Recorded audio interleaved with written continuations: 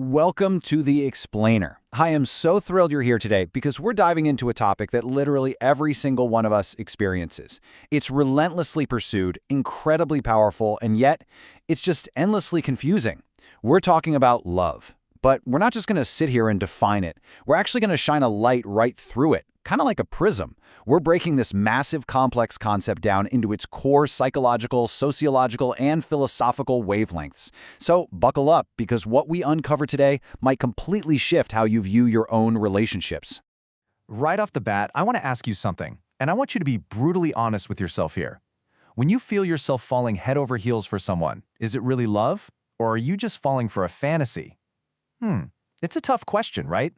I mean, we've all been raised on these movie montages and fairy tales that make us think that intense, dizzying rush is the ultimate end goal. But, as we're going to see, that initial spark, it can actually blind us to the truth. Okay, let's dive into this and contrast these two states directly. On one side of the coin, we have infatuation. Now, infatuation is built on a craving. It's built on this wild assumption of absolute perfection. It honestly feels like a high. But then, on the other side, we have true love. Love is grounded in the messy reality of life. It's about accepting individuality, finding genuine, lasting satisfaction, and building true, vulnerable intimacy. Basically, infatuation asks, how perfectly do you fit my dream? While love steps back and asks, how can we thrive together in reality? So here's our roadmap for this explainer. First, we'll look at infatuation versus true love. Second, love as a social construct. Third, emotion versus duty. Fourth, the duty to love. And finally, number 5, building a resilient love. Let's kick things off with Section 1, Infatuation versus True Love, looking through the psychology lens. The absolutely crucial first step to really understanding love is separating the grounded reality of a partnership from that biological high of a brand new romance. Psychologists actually point out that infatuation operates almost exactly like an addiction. Seriously, it makes us put a wildly positive spin on frankly undesirable characteristics. We completely ignore critical red flags because, well, we're essentially just interacting with an idealized fantasy inside our own heads. It completely bypasses true intimacy. We aren't really seeing the other person, we're just seeing who we desperately want them to be. And guys, here is the shocking psychological reality check. This intense, crazy period of infatuation, science tells us it rarely lasts longer than 18 to 36 months.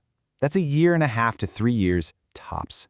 After that biological high inevitably wears off, and guess what? You are left facing the actual, flawed human being standing right in front of you. It's super fascinating to contrast how these two states actually plan for the future. Think about it. Infatuation is when you're sitting alone, fantasizing about future vacations, a gorgeous house, or having kids, completely without your partner's input. It's totally a solo script. Love, on the other hand, is practical. It involves mutual and, sometimes difficult discussions about career trajectories, marriage goals, and really aligning your actual day-to-day lives. Making assumptions is just fundamentally different from dealing with reality. I absolutely love this quote from Dr. Joanne Mundine. It hits hard, but man, it's essential. She says, infatuation is selfish because it makes you feel good to fantasize. In truth, it's likely they aren't as perfect as you believe. The reality is, you actually have to become disillusioned to genuinely fall in love.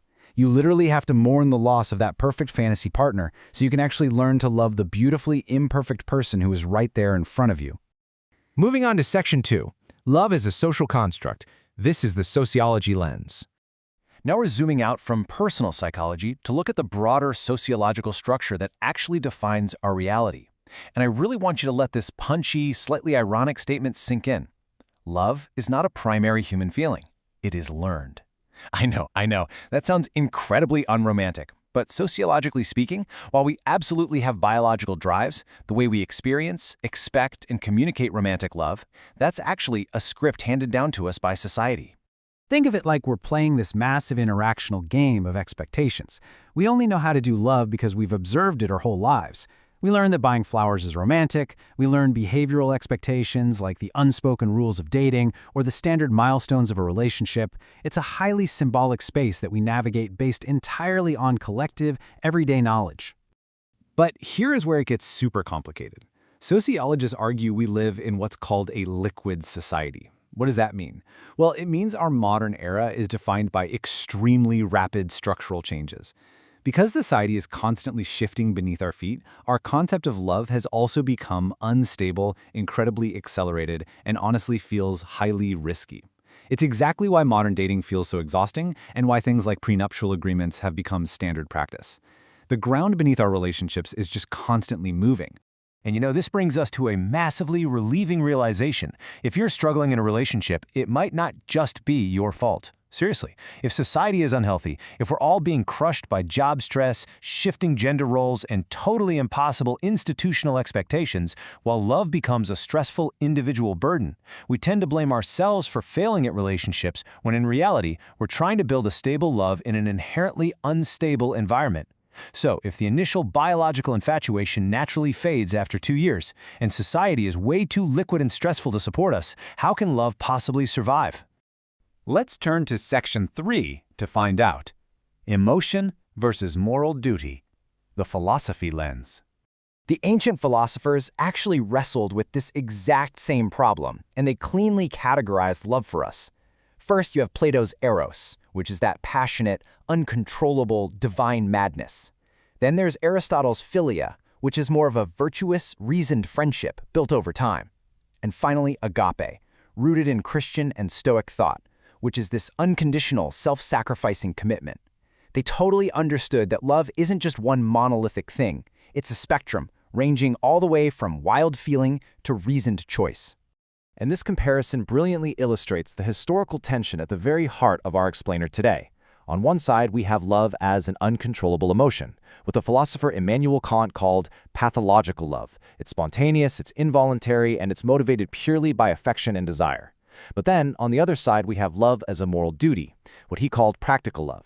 This type of love is willed, it's intentional, and it's motivated by objective ethical obligation. It's a choice that you make. Which brings us to Section 4, the duty to love, the climax of our framework. This philosophical tension leads us right into the emotional climax of our explainer. Because look, if we want a love that lasts a lifetime, we have to introduce a truly radical solution to the inevitable fading of romantic feelings. You shall love. This profound, simple command comes from the 19th century philosopher Søren Kierkegaard. Now, in our modern world, this sounds almost offensive, doesn't it? We're constantly taught to only love when we feel like it, when our passions are totally ignited. But Kierkegaard, he challenges that modern status quo entirely. Kierkegaard points out the completely obvious. Emotions fluctuate endlessly. They just do. Plus, people inevitably change. You're going to change and your partner's going to change. Therefore, any human love based solely on feeling is incredibly vulnerable. It's fragile. But if we freely choose to treat love as a duty, as an ethical obligation we gladly take on, we eternally secure it against despair and change. So the absolutely crucial point here is this: the commitment cements the love, not the other way around. We usually think we need to feel overwhelming love before we can commit, but philosophy suggests that the deliberate, dutiful commitment is exactly what provides the unshakable stability needed when, and notice I said when, not if, that initial emotional spark naturally fades. Let's wrap this up in Section 5, building a resilient love by bridging the divide. Yeah, let's bring all three of our academic lenses, the psychological, the sociological, and the philosophical, together to see how we can actually apply this framework practically. We have to synthesize the dual nature of love. The emotion, that unbidden flame, inspires us initially to make the commitment. But the willed commitment, the duty part, is what provides the stability when the fire inevitably dims. And guys, here is the beautiful secret. Doing the duty of love repeatedly, acting with kindness and benevolence even when you really don't feel like it, actually cultivates and rekindles genuine feelings of affection over time. The dutiful actions literally recreate the emotion.